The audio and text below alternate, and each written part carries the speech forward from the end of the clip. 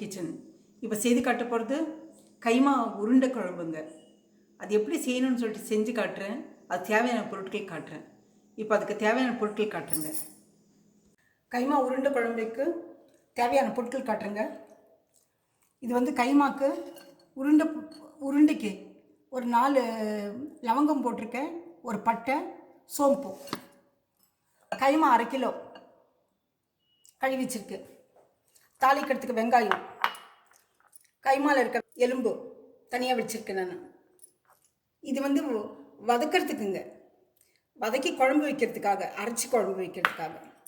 மல்லிப்பொடி, பொட்டுக்கடலை மாவுங்க. பொட்டுக்கடலை 3/4 கப்பு போட்டிருக்கேன், பிளாஸ்டிக் கப்பில், நான் காட்டுற கப்பில். 1/2 கிலோ கைமாக்கு 3/4 கிலோ பொட்டுக்கடலை போட்டிருக்கேன். நீங்கள் வந்து தண்ணி அதிகமாக பிழியும் போது டைட்டாக பிழியலைனாக்க இனி கொஞ்சம் பொட்டுக்கடலை போடணும். அப்போ தான் அது வந்து பேஸ்ட்டாக பிடிச்சிக்குங்க. பிடிச்சிட்டு உருண்டை வந்து உடையாமல் வரும் குழம்புக்கு.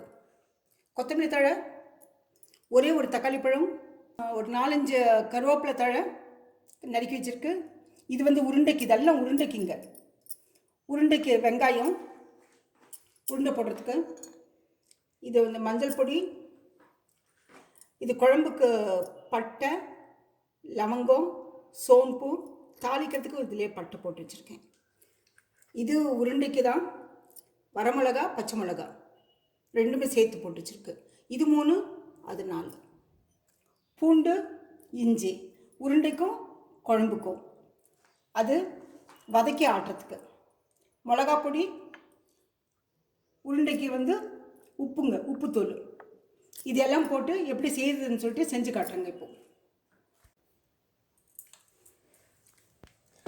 இந்த மிக்சியில் போட்டு வச்சிருந்த சோம்பு, பட்டை, 4 கிராம்பு, இது வந்து சின்ன மிக்சியில் நல்லா நைஸாக அடிப்படும்னு சொல்லிட்டு மிக்சியில் போட்டு வச்சுட்டு பெரிய மிக்சியில் போடுறேன். இது கூட வரமிளகா, பச்சை மிளகா கழுவி வச்சுருக்கு பாருங்கள், அது போடுறேன். இஞ்சி ஒரு துண்டு, இதில் வந்து பூண்டு பாருங்கள், பூண்டு இதை போட்டு மிக்சியில் அடிச்சுட்டு கைமாவை போட்டு லேசாக ஒரு திருப்பி எடுத்துடணும். கைமா அதிகமாக இது பண்ணக்கூடாது. உங்களுக்கு வேணால் காட்டுறேன் நான் கைமா எப்படி இது பண்ணணும்னு சொல்லிட்டு.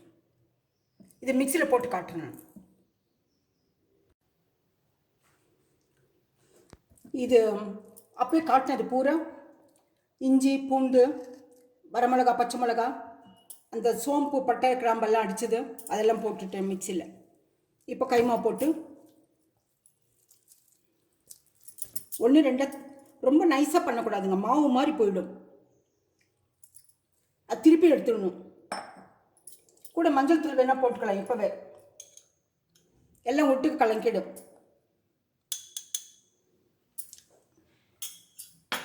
பாருங்க, கூட உப்பு போடலாம். கூட இந்த உப்பு போட்டு அடிச்சிடலாங்க மிக்சியில்.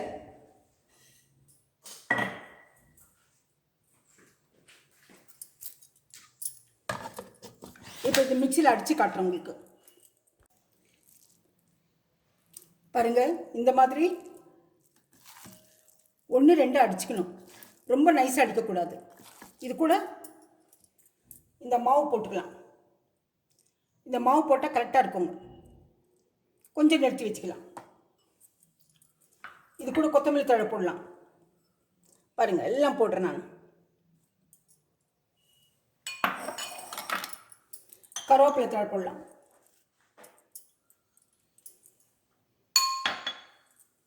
வெங்காயம் இருக்க வெங்காயத்தெல்லாம் போட்டுருங்க. பாருங்க, இதில் இருக்கிறதெல்லாம் போட்டுறேன் நான். இதில் போட்டு உருண்டை வச்சிடலாம். இதை நல்லா பிசைஞ்சிட்டு உருண்டை வச்சிடணுங்க.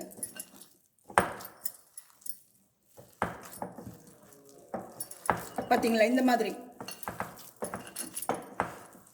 இதை பிசைஞ்சு வச்சுட்டு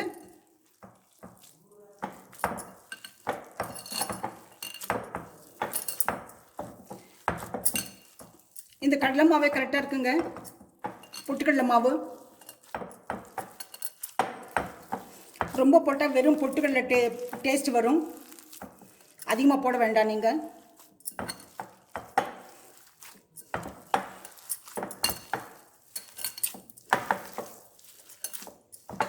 இல்லை உப்பு, காரம், புளிப்பு, மஞ்சள் தூள் எல்லாமே இருக்குது.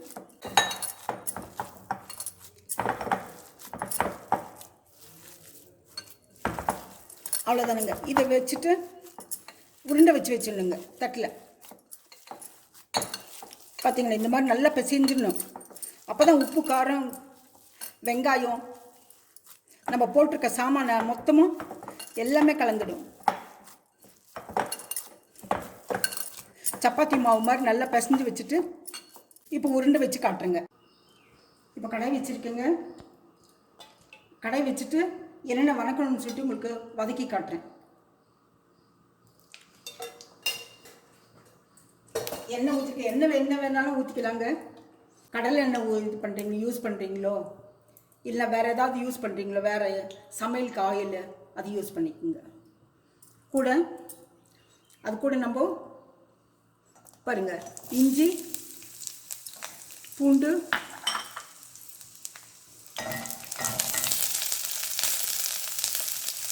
வெங்காயம் இதை வதக்கிடலாம். அப்போ உங்களுக்கு தேங்காவை காட்டல, தேங்காய் ஒரு மூடி துருவி வச்சுருக்கேன். நான் ஒரு மூடி தேங்காய் துருவி வச்சுருக்கேன், அதை காட்டல. நான் உங்களுக்கு தேவையான பொருட்கள் காட்டல, அதையும் போட்டு வதக்கிடலாம்.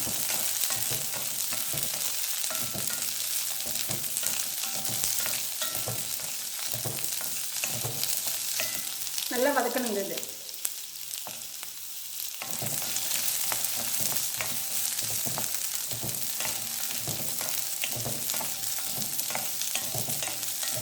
வெங்காயம் கொஞ்சம் நமக்கு நல்லா தெரியும். இந்த மாதிரி நல்லா வதக்கணுங்க, நல்லா வதக்கணும். வதக்கினா தான் நல்லா இருக்குங்க, பச்சை வாடை போகும். தேங்காய் போட்டுட்டோம்னா, இதில் தேங்காய் போட்டுட்டோம்னா சீக்கிரம் எடுக்கணும். ஏன்னா கொப்பரை கணக்காக போயிடுங்க தேங்காய் ஆயிலை வதக்கும்போது. ரொம்ப வதக்கணும், இந்த அளவுக்கு வதக்கணுங்க. அப்போ தான் பச்சை வாடை போகும். நம்ம ஃபுல்லாக போட்டுக்கோம் இல்லைங்களா, கட் பண்ணாமல். இப்போது இந்த ஒரு மூடி தேங்காய் துருவி வச்சுக்கிறது போட்டுடலாம்.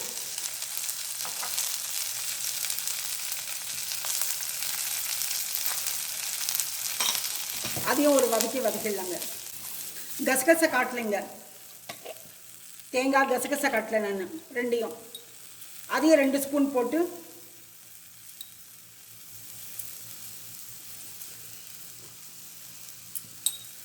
இதையும் போட்டு வதக்கிடலாங்க. தனியா நானே வறுத்து மிக்சியில் போட்டு வச்சுருக்கேன், அதனால் இது போடுறதில்லை நான். வாசனையாக இருக்குது. இது தனியாக மிக்சியில் போட்டு தனியாக அரைச்சி வச்சுக்கணுங்க. அரைக்கும் போது லாஸ்ட்டில் அந்த தக்காளி பழங்க ஒன்று காட்டினேன் இல்லைங்களா, அதை கட் பண்ணி வச்சுருக்கேன் பாருங்கள். இந்த தக்காளி பழத்தை போட்டு மிக்சியில் போட்டு எடுத்துடலாம். ஆறின பிறகு குழம்பு செய்யலாம். இது ஆறி போச்சுங்க. பூண்டு, வெங்காயம், அப்புறமா இஞ்சி, தேங்காய், கசகசா இதெல்லாம் வறுத்து வச்சுருக்கு. இது ஆறி போச்சு. இப்போ மிக்சியில் இந்த பட்டை, கிராம்பு, சோம்பு, பட்டை பாருங்கள், இது போரும், ஒன்று போரும். ரொம்ப இது மசாலா சாமான் சாப்பிடக்கூடாதுங்க. பார்த்தீங்களா, இதை மட்டும் மிக்சியில் போடுறேன். இது முதல்ல இது பண்ணிட்டு 4 கிராம்பு போட்டிருக்கேன், சோம்பு போட்டிருக்கேன், ஜீரணத்துக்கு ஒரு பட்டை, லாஸ்ட்டில் இந்த தக்காளி. இதை கிரைண்ட் பண்ணி இதை மிக்சியில் போட்டுட்டு அப்புறம் தாளித்து காட்டுறேன் உங்களுக்கு. இப்போ செஞ்சு காட்டுறேங்க. இப்போ எண்ணெய் ஊற்றுறேன்.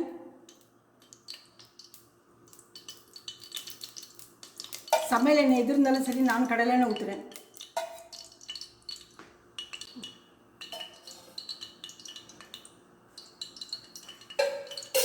கடலை எண்ணெய் ஊற்றிட்டேன். எண்ணெய் காஞ்ச உடனே பட்டை போடலாம். எண்ணெய் காய்ட்டுங்க. எண்ணெய் காஞ்சி போச்சு. இப்போ பட்டையை போடுறேன். பட்டை நல்லா இதாகட்டுங்க. நல்லா பொரிஞ்ச பிறகு வெங்காயம் போடுறேன். பட்டை எண்ணெயில் பொரிட்டுங்க.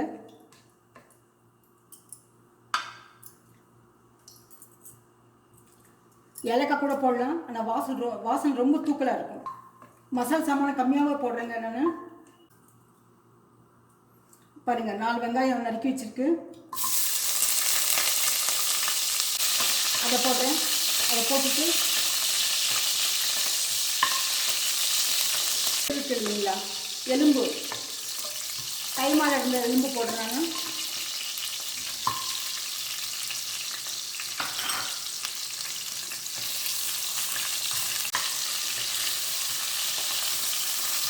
அந்த எண்ணெயில் வறுத்துடலாம். குழம்புக்கு இந்த உப்பு தேவைப்படுது, கல்லுப்பு போடுறேன் நான். மிக்சியில் அடிச்சு வச்சுருக்கிறதுக்கு போட்டுருக்கேன் நான்.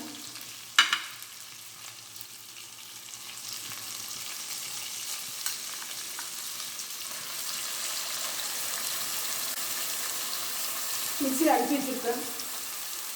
அந்த தேங்காய் போடுறேன். தனியாத்தூள் போடுறேன். மஞ்சள் பொடி போடுறேன், 1/2 ஸ்பூன் மஞ்சள் பொடி.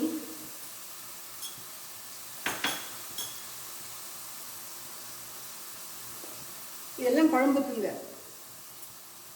1/2 ஸ்பூன் மிளகா பொடி போடுறேன், பியூர் மிளகா பொடி. இது சாம்பார் பொடி கிடையாது.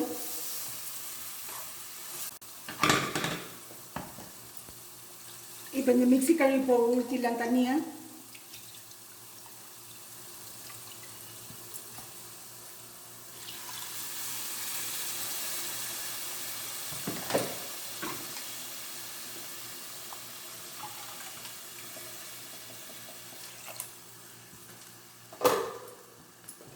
கலக்கி பார்க்கலாம். கலக்கி பார்த்துட்டு தண்ணி பத்தலைன்னா இன்னும் கொஞ்சம் ஊற்றுறாங்க.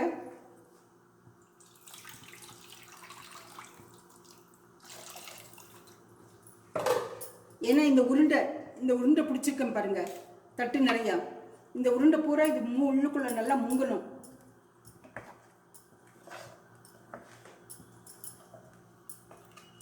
இன்னும் கொஞ்சம் தள்ளி விடலாம். குழம்பு கொதிக்குதா பார்க்கலங்க. குழம்பு கொதிச்ச உடனே இந்த உருண்டை போடலாம். இந்த உருண்டை பிடிக்கும்போது கொஞ்சம் எண்ணெய் ஆயில் கையில் இது பண்ணிவிட்டு கொஞ்சம் ஒரு சின்ன கிண்ணத்தில் ஆயில் வச்சுட்டு உருண்டை பிடிக்கணுங்க. அப்போ தான் இது நல்லா ஒட்டும்.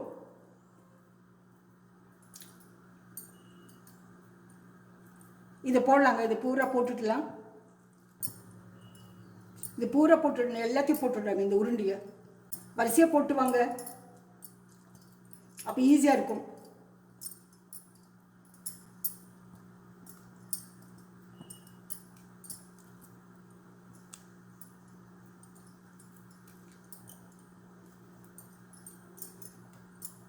பாருங்க, இந்த மாதிரி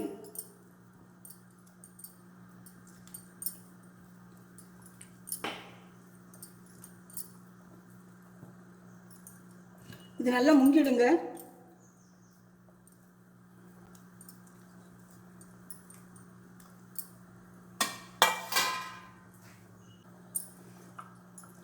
இதில் ஒரு ஸ்பூன் நல்லெண்ணெய் ஊற்றலாங்க லாஸ்ட்டில்.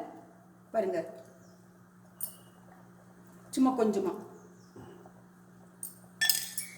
ஃபுட் பாய்சன் ஆகாமல் இருக்கும்.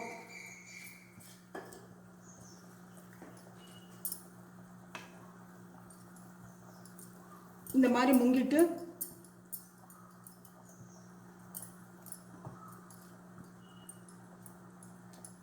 நம்ம மூடி வச்சிடலாங்க.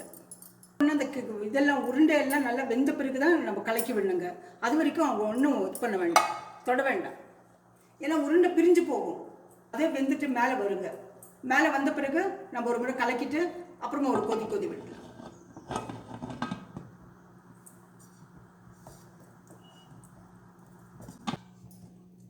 பார்த்தீங்களா? இப்போ ஒரு கரண்டி போட்டு வெள்ளமாக பாருங்க, எல்லாம் வெந்த பிறகு மேலே வந்துடுச்சு பாருங்க. உருண்டை உடையாமல் இருக்குங்க. நல்லா இருக்கும் இந்த குழம்பு. இந்த கிரேவியை ஊற்றி சாதம் இருந்தாலும் சரி, இட்லி, சப்பாத்தி, தோசை எல்லாத்துக்கும் சாப்பிடலாங்க. என்ன வேணாலும் எதுக்கு வேணாலும் செட் ஆகும். இதை டிரான்ஸ்ஃபர் பண்ணி காட்டுறேங்க உங்களுக்கு.